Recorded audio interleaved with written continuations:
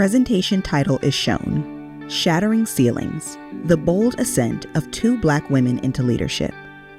The speaker is identified on screen as Tamara Jones, Capacity Building Center for States, she, her, hers. Welcome to the session, Shattering Ceilings, the bold ascent of two Black women into leadership. Our speakers today are Dr. Sherilyn Harrison, President and CEO at Public Research and Evaluation Services, and Lihia Cushman, CEO at Family Rising and the Center for Workforce Equity and Leadership. Get ready to be inspired. Thank you for the opportunity to have a very important conversation about Black women, leadership, and child welfare. The speaker is identified on screen as Sherilyn Harrison, Public Research and Evaluation Services, Inc., she, her, hers. This is important because Black women are disproportionately involved in the child welfare system, both because they have a higher likelihood while pregnant of being screened for drug use, and they are also more likely to be reported to child welfare once their children are born. Furthermore, it's well documented that Black children are disproportionately represented in foster care. In most recent data, Black children make up 15% of the child population, but 22% of all kids in foster care. Given this situation, we need leaders who are Black and women to transform this system. If we are concerned about disproportionality, we have to put leaders in place who know and are sensitive and look like the families that are overrepresented in child welfare. To set the context of our discussion, Lihia and I are going to give you an overview of what Black women experience in the workforce. That will be followed by a description of who is in the workforce. That is, what are the life experiences of women in the workforce, those who come to work every day? And we are here to be transparent with you and to share our personal stories about the challenges and successes we have had as leaders in the child welfare space. We will close with a call to action to both the system and what we as Black women can do to stay healthy, strong, and effective as we continue to prepare to take the call of leadership. Thank you, Sherilyn. The speaker is identified on screen as Lihia Cushman, Families Rising and Center for Workforce Equity and Leadership, she, her, hers. As Sherilyn mentioned, the first part of our conversation today is really going to be focused on sharing some data. I am a huge fan of data because I believe it tells a story. And I think we would do a disservice to all of you if we didn't start with the data to then connect it to the stories that we're going to share with you today.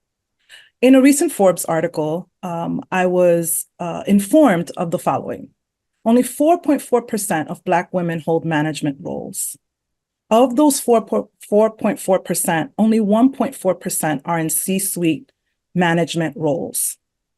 Up to 54% of Black African women significantly change their speech, their clothes, their hairstyles to enter and be in the workforce.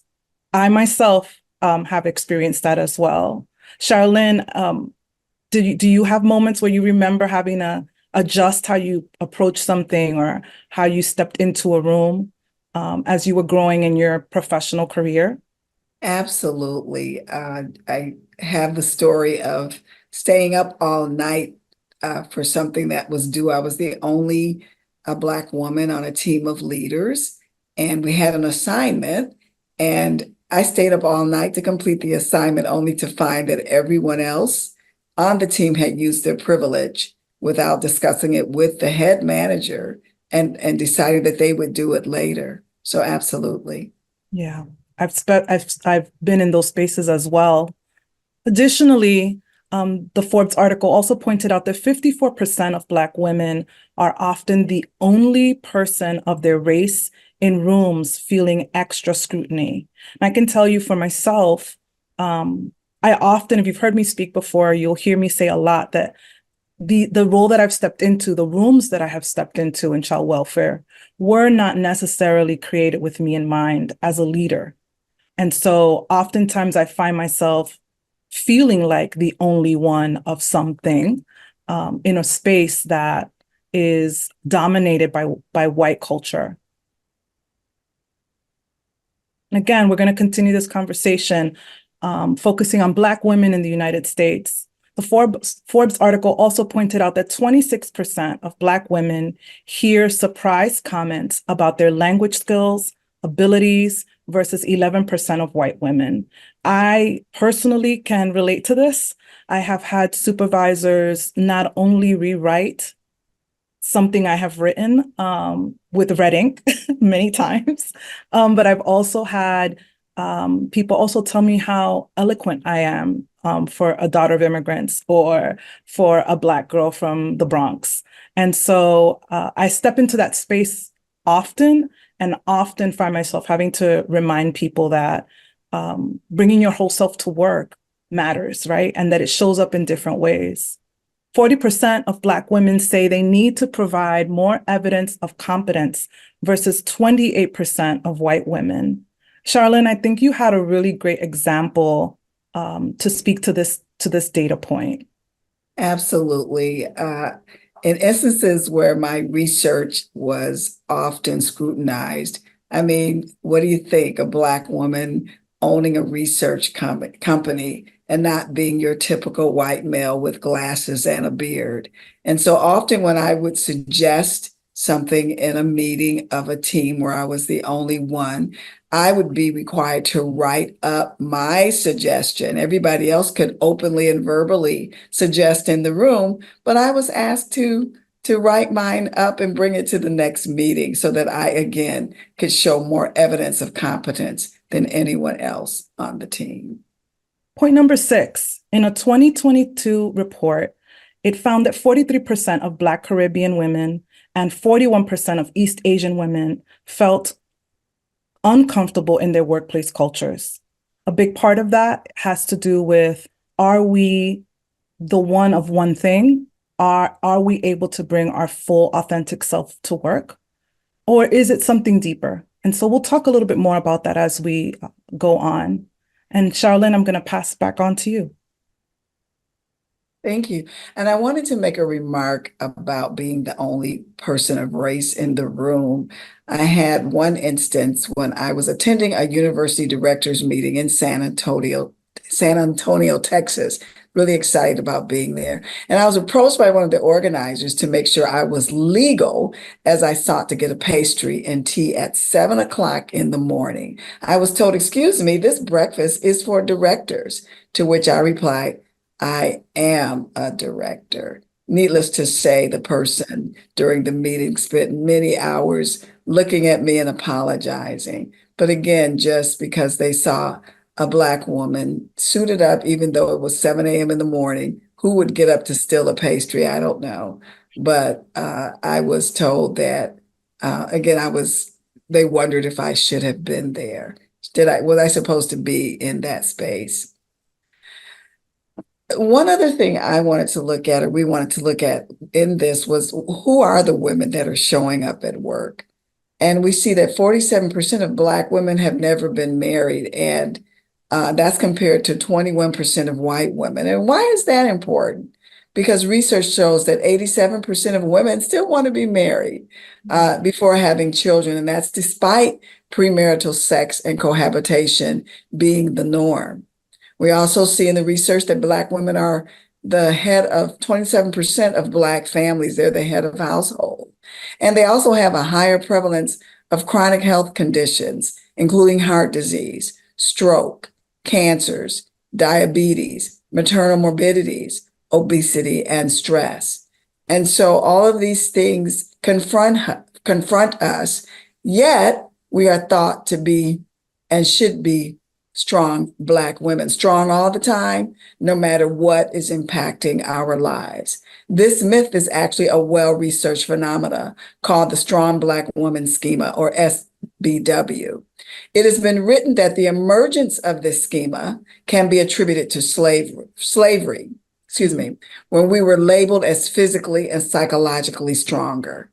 An example of that is Dr. James Marion Sims, the father of modern gynecology. Beginning in 1844, Sims repeatedly performed his experiments on enslaved women in Alabama without any form of anesthesia. Can you imagine that? And this idea that we are physically and psychologically stronger justified the inhuman treatment by those in charge of our enslavement. In other words, you could kill our husbands, you can take our children, and it was believed that we could take it. So what do we do as mothers? We teach our girls to be strong. To prepare them for the brutal and violent life of slavery, mothers taught their girls to be strong so that they could survive on the plantation. And then what happened after enslavement? Research has consistently documented the continued impacts of systematic oppression, bias, and unequal treatment of Black women. Substantial evidence shows that there are racial differences in socioeconomic outcomes, such as education, employment, and housing, that are attributed to discrimination and historical laws that are developed to oppress Black women in the United States. Lahia, what do you think about all of that? It's heavy. I think about even going to the doctor and telling the doctor, I remember going and telling the doctor that I had this chronic pain on the left side. And he told me, come on, you're strong, you can do it. And so it reminds me that even in spaces like getting medical attention, our ability to be vulnerable feels really far away, really out of our reach at times. And so you're the one, Sherilyn, who taught me about this strong Black woman schema. And I think it speaks to all the things that I've encountered, not just professionally, but throughout my life as a woman of color. So definitely it makes sense to me that it started out in slavery and enslavement for sure. Yes, yes. And then some other things that we're confronted with, and thank you for sharing that, because I think there's a lot of research that shows that we don't get the same treatment in the medical field. And again, it's showing up with these high rates of morbidity that's occurring with Black mothers, women when they're having children. And they're seeing that, they don't believe us when we say we're in pain. We also know that large percentages of Black households are headed by single moms. And with Black men being incarcerated at a high rate, many Black women are forced to assume the roles of financial provider, caregiver, and community agent. That is the one who takes care of business and makes connections in the community. So we really wanted to let you know, and anyone that is working with Black women, who's coming into the space, who's coming to work every day. But there is some research that some African American and Black women perceive the schema as empowering. There are some who perceive the schema as contributing to a positive self-image and showing that we have strong survival skills. But Black feminist scholars don't agree. Instead, they characterize it as a controlling image that justifies our mistreatment, marginalization, and limits our ability to become healthy and have a positive sense of self. Others theorize that it's a stereotype that makes Black women responsible for how they are treated, like I said, while covering up structural institutions that enable racial inequality. But it's theorized that this schema acts as a facade to mask our internal struggles of depression and anxiety. And there's a lot of research that shows, as we're self-silencing and not talking about the struggle of having to be strong, that we actually definitely end up with depression and anxiety. And again, there's a lot of research supporting that. Leah? Thank you for sharing that. And as Sherilyn mentioned at the beginning of this talk, of this conversation, we're going to share some of our stories with you. I have two in particular that stand out to me. The first is when it was announced that I was the new CEO for what was then called the North American Council on Adoptable Children, now Families Rising. One CEO of another organization a white male who had been working in child welfare for most of his career successfully, scheduled a call with me. He wanted to meet the new CEO and really spend some time connecting. At least that's what I thought. But when he got on the call, one of the things that he reiterated over and over again was how lucky I was that I got chosen to be the CEO of this organization. And he went on and on about the great shoes I need to fill. So he was really feeling me out, like, who are you? We don't know who you are. And I'm sure that the way that I look also impacts the way that people, some people had to digest this change in leadership. And I remember, some people will call that a microaggression. For people of color, at least for myself, there's very, very rarely a time when I experience a microaggression that it feels micro to me. It's something that lingers, that really lasts a long time in my mind, in my body, my soul. And I carry that with me to the next meeting and then to the next meeting. And so I would encourage folks, if you see people of color stepping into roles that you didn't expect a person of color would step into, that you congratulate them on their merit alone, not necessarily how lucky and fortunate we are.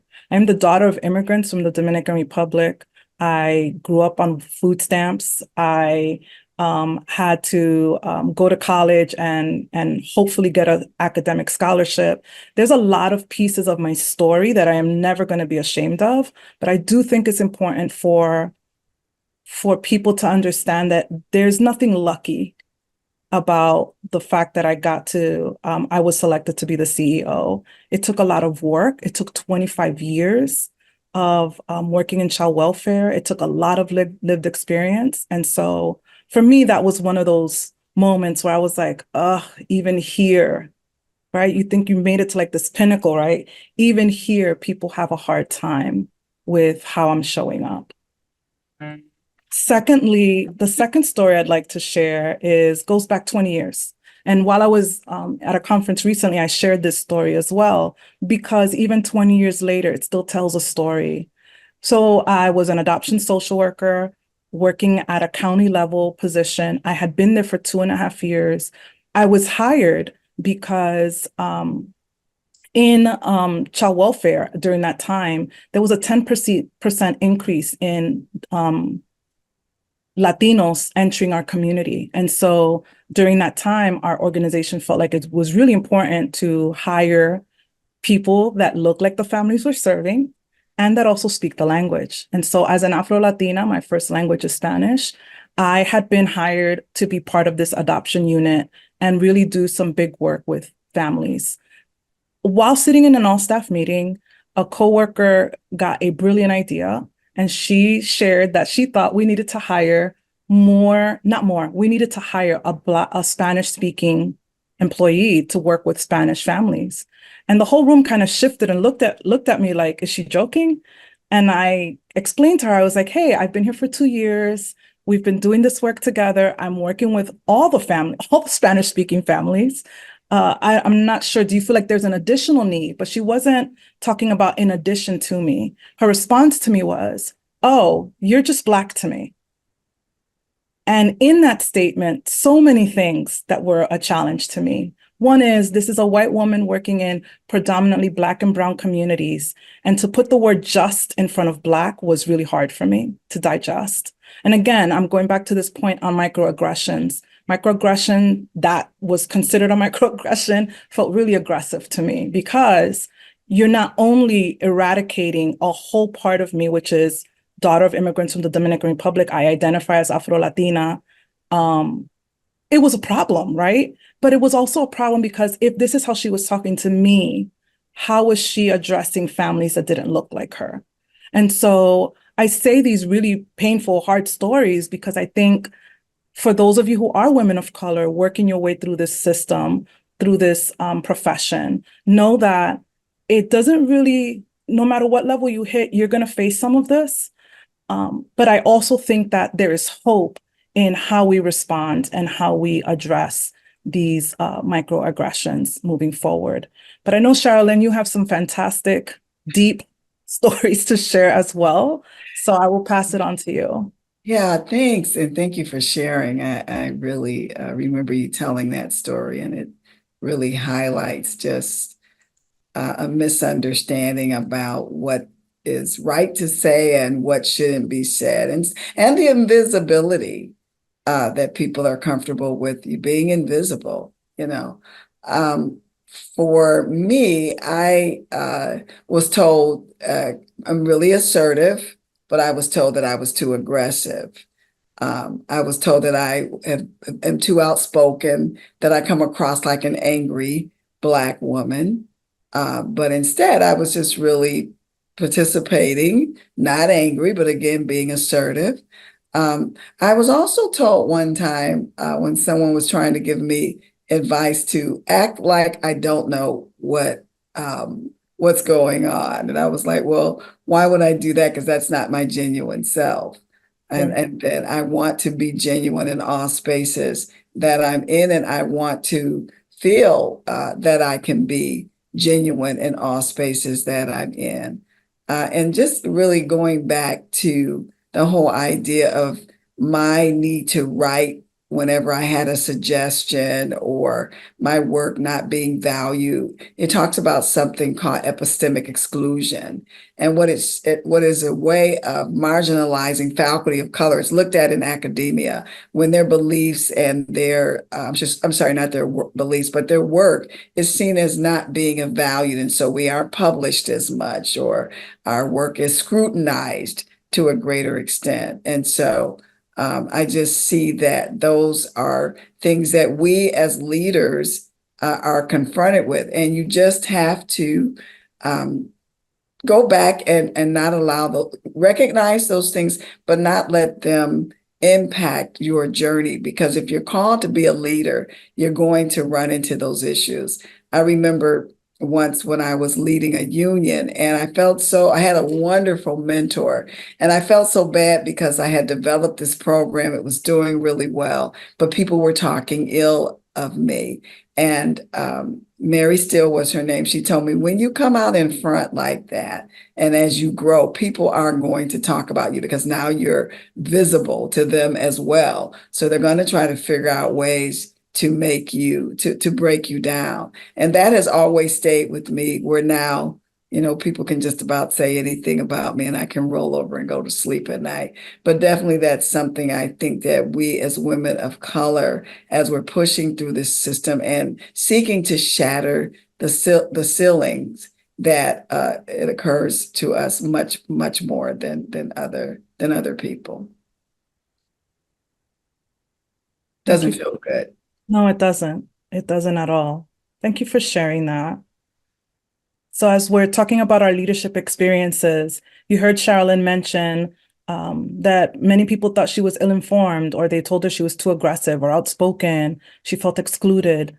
You'll hear me talk about being a transformational leader in a very transactional system, how I felt isolated and oftentimes still do, and how imposter syndrome plays a role in how I lead and how I think about myself sometimes. And it's a constant daily struggle to find that there's value in what I have to give in a space that is continuously criticizing the work that I've done and the work that I have yet to do. And so a lot of you are thinking, so what can I start doing right now? First, I would encourage any program manager, director, CEO, be transparent about pay and benefits. Ensure Black women are paid fairly and receive the full budgeted compensation for their roles without lowballing offers. That's hard, but it can be done. And I can tell you proudly that I've been able to do that within my own organization. And it feels good to make sure that everyone's being compensated fairly. Second, I would recommend is understand what lack of privilege looks like at work. We often talk about what privilege is, but we never talk about the experience, or very rarely do we talk about the experiences that Black women experience when they have a lack of privilege in the workforce. And I can tell you some of the things to look out for: who's sitting at the top making decisions, who reports to the people at the top making decisions, and just keep going down and down and down the organizational chart. That is one clear way to see, are people of color mentored in this organization? Are they encouraged? Are they supported? And are they promoted?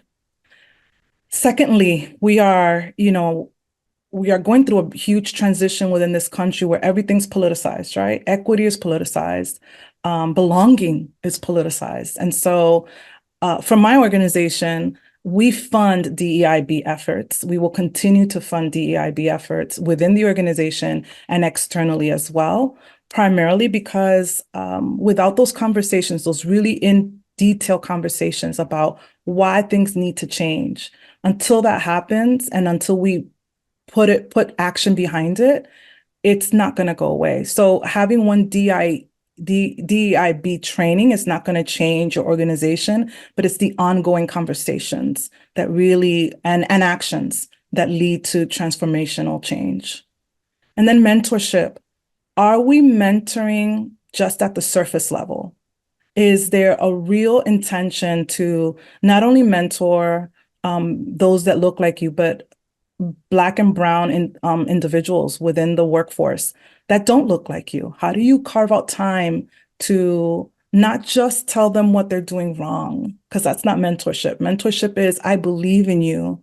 I believe in your shine. I will not tell you ever to make yourself small, but I will coach you. And so mentorship for me didn't come until 2019. And I say that simply because after 2019 is when I was recognized nationally, where I got opportunities to work at Adopt U.S. Kids and subsequently applied for this CEO role. And I say all that because I think it's important for people to understand mentorship can change someone's life and the trajectory of their career. And when we're talking about call to action, I just want to make sure that employers and supervisors are ensuring that their staff can be their authentic self in the workforce. One of the things that has changed in the workforce since the pandemic is people want to be who they are. They want to show up as they are. And we need to, in child welfare, we need to make space for that. We don't necessarily do it for the kids we're serving. We don't necessarily do it for the families that we're serving. And we definitely don't make space like that for the staff that work for us. So make the space. And I want to be clear, allowing for people to come as their authentic selves means that things may get a little messy before they get clear. And that's okay too. Mentor, so let me go on to the next point, is mentor beyond surface level. And I kind of already touched on that, the importance of really getting to know who your employee is, who you're supervising, and then coach them into where you believe that they can be. So I always say to my staff, I want you to be in the right seat. And so there has been a lot of restructuring, but I believe in people being in the right seats and that they can lead differently and more empowered if they are in those spaces. And again, fund your DEIB efforts. But here's the point I want to make here. Please make sure that as you are continuing your DEIB efforts, that you're not only putting that one Black or brown employee in charge of this work. This work is hard, it's complex. For people of color, it is emotionally difficult. And so really be mindful about how you're continuing this work moving forward and how you're making space for your staff to debrief, unpack the painful parts of DEIB efforts.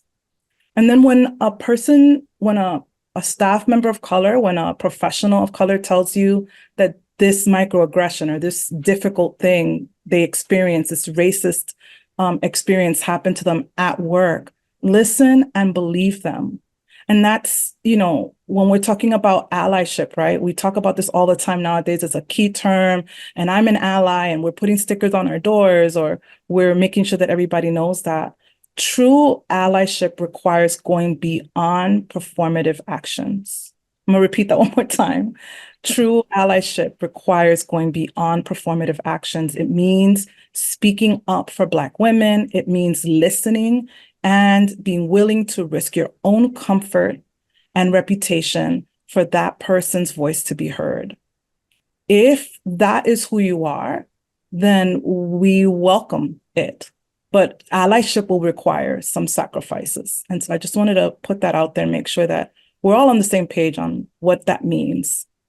And I want to continue that in the call for Black women. So Lithia really told us what the people in charge need to do to make sure that they're supporting Black women in the workforce.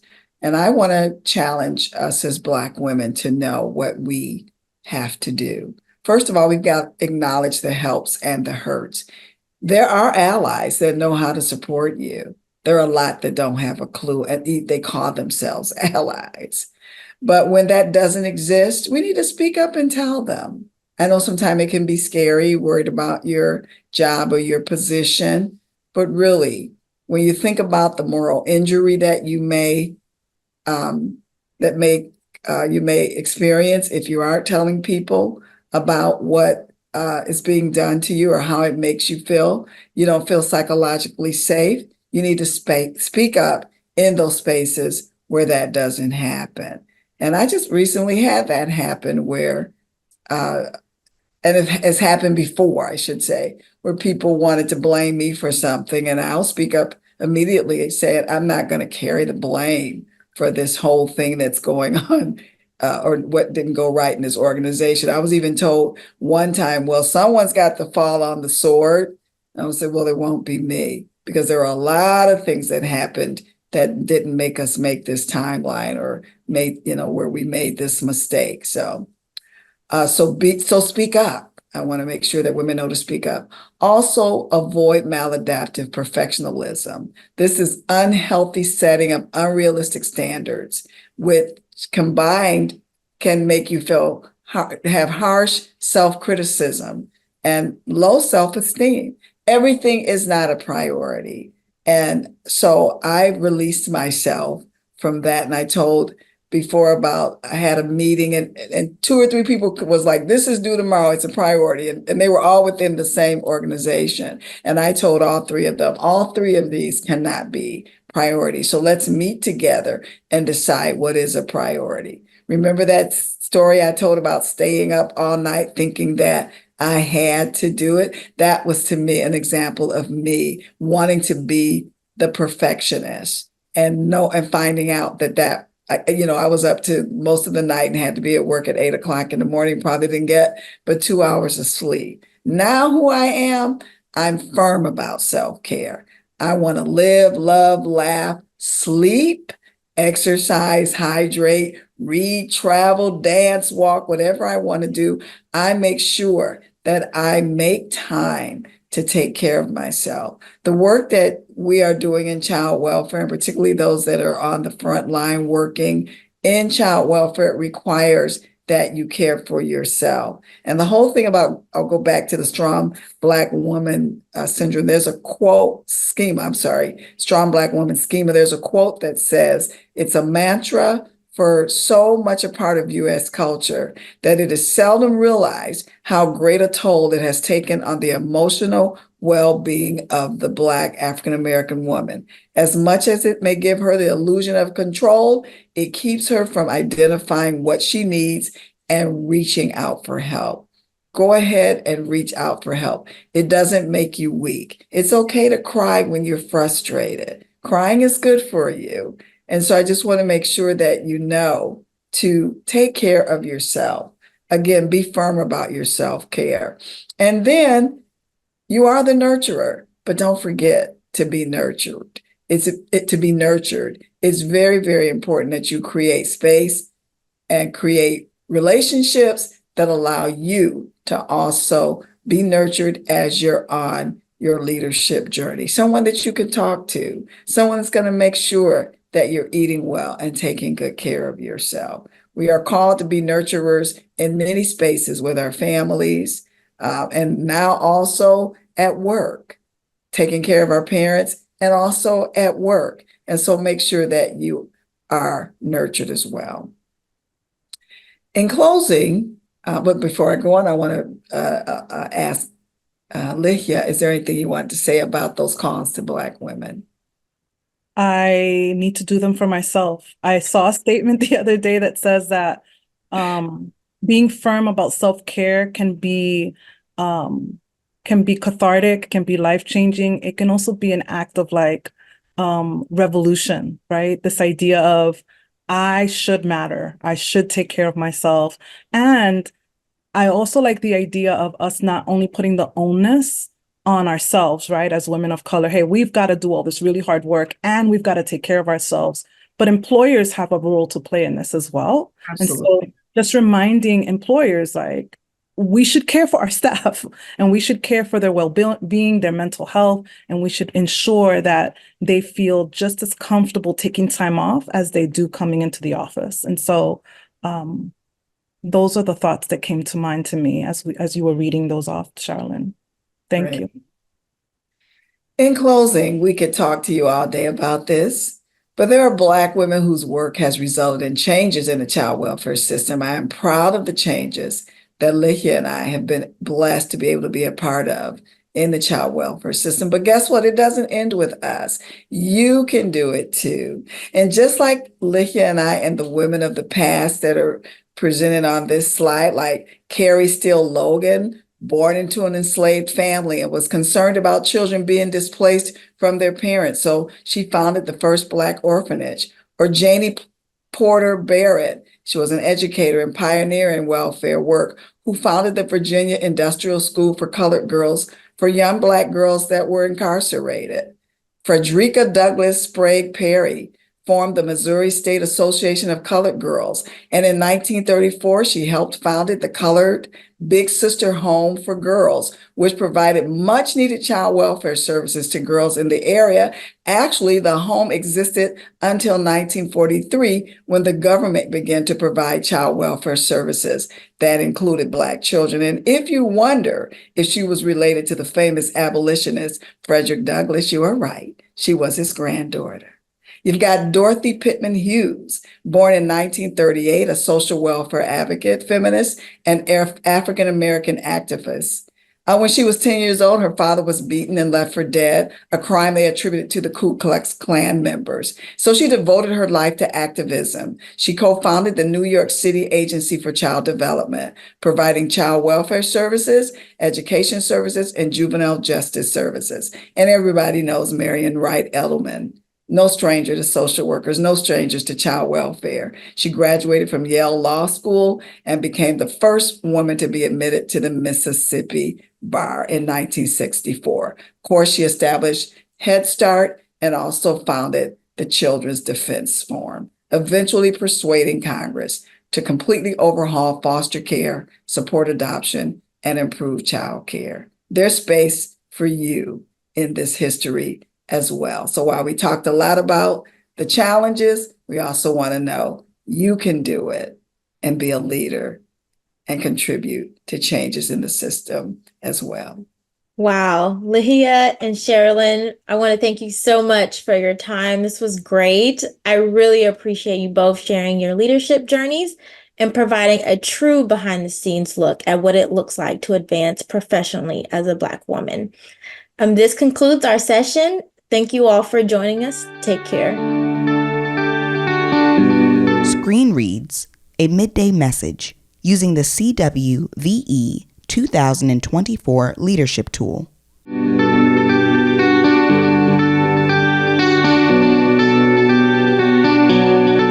Good afternoon, everyone. Brina Williams here. The speaker is identified on screen as Brina Williams, Capacity Building Center for States, they, them.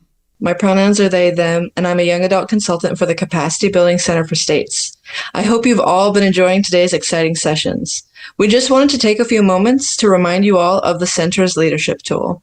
If you haven't downloaded it already, the tool is a fillable PDF and includes a leadership self-assessment, space to take notes during the sessions, and reflection questions for post-conference discussion. As you participate in today's workshops, use the worksheet to take notes about your strengths, challenges, and opportunities related to transformational leadership. Reflecting on my leadership style, I see myself as a servant leader. I center my lived experience and the lived experiences of others in all the work that I do, as I have just as much to learn from those I serve as they do from me. I hope to use my lived experience to develop other emerging leaders and advocates passionate about helping people and changing things. Hey there, it's Waiwana again. The speaker is identified on screen as Waiwana Montgomery, Capacity Building Center for States, she, her, hers. Like Brina, I am definitely a servant leader as well, who believes in rolling up my sleeves and working alongside those I am leading. I am also a leader who seeks to gain the insight or input of others on my team, because I realize I don't know everything and others have valuable thoughts and ideas too. The feedback from my team informs the decisions I make. However, I am not afraid to use more authority and make an executive decision when needed, because ultimately, I want to do what is best for my organization and to further the mission to help those we serve. I believe my leadership style may differ from others because I allow those I'm leading to step up and use their personal strengths and expertise to fill in my skill and knowledge gaps. I want to hear from the variety of voices around the table, so to speak, not just my own when making important decisions. Also, I'm not afraid to mentor someone else to take my position one day, because seamless succession should be the goal where your team or organization can still stand and move forward should you leave or move into a different role. Thank you for hanging out and learning with us thus far. Enjoy the rest of the expo.